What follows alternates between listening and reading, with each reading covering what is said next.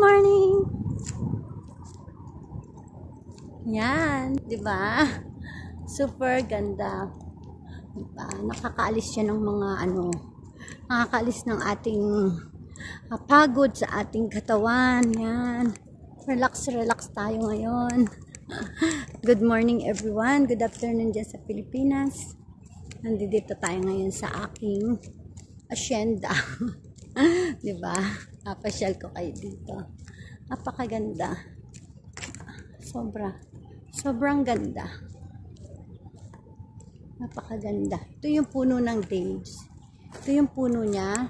Yan. Yan ang puno niya. Yan. Wala pa siyang bunga ngayon kasi ano pa yan eh. Season lang yan eh. Season lang yung ano yan. Ito yan.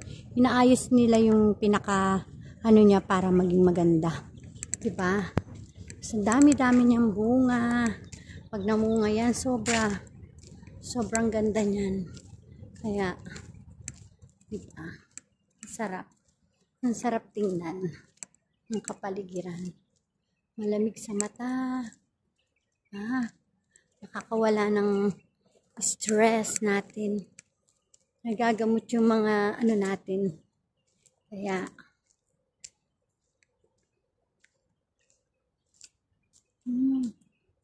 yan.